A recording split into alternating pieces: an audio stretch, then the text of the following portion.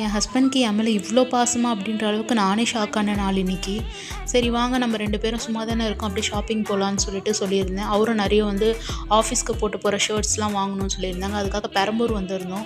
இங்கே ஷர்ட்ஸ்லாம் பார்த்திங்கன்னா பட்ஜெட் ஃப்ரெண்ட்லியாக இருந்தது. அதுவும் நல்ல கலெக்ஷன்ஸ் நிறைய வெரைட்டிஸ் இருந்தது. சரி எல்லாமே நானும் எடுத்து கொடுத்துருந்தேன். அவரும் செலக்ட் பண்ணி போட்டு பார்த்தாரு. அப்புறம் டிஷர்ட்ஸ் எல்லாமே நிறைய நல்லா இருந்ததுன்னு சொல்லிட்டு அது ஒரு 4, 5 வாங்கிக்கலாம் அப்படின்னு சொல்லிட்டு எல்லாமே ட்ரை பண்ணியிருந்தாரு. இந்த ஷாப் லொக்கேஷன் வேணும்னா கமெண்ட் செக்ஷனில் கமெண்ட் பண்ணுங்கள், நான் உங்களுக்கு டிஎம் பண்ணுறேன் அட்ரஸ். அதுக்கப்புறமேட்டு அது எல்லாமே பர்ச்சேஸ் பண்ணேன். ட்ரௌசர்ஸு, ஃபார்மல் வேர் எல்லாமே நல்லா இருந்தது. எல்லாமே பட்ஜெட்டில் இருந்தது முக்கியமாக. சரின்னு சொல்லிட்டு தேவையானதெல்லாம் வாங்கிட்டு அப்படியே கிளம்பியாச்சு. நம்ம விஷயத்துக்கு வருவோம். என் மேலே பாசம் தானே. வீட்டுக்கு போகும்போதே கேட்டார், போகும்போது ஏதாவது வாங்கிட்டு போயிடலான்ட்டு. எதுவுமே வேணாப்பா, வீட்டில் மாவு இருக்குது, நான் தோசை சுட்டு தந்துடுறேன்னு. ஐயோ நீ நின்று கால் வலிக்க தோசை சுட வேணாமா, நம்ம பிரியாணி வாங்கிட்டு போகலான்னு சொல்லிட்டு அம்பத்தூரில் வந்து பிரியாணி கடையை நிறுத்தினார். டேய் பிரியாணிக்கு தான் என் மேலே இவ்வளோ பாசத்தை காமிச்சியான்னு. சரி ஒரு வேளையை பிரியாணி வாங்கிட்டு வீட்டுக்கு கிளம்பியாச்சு. பாய்.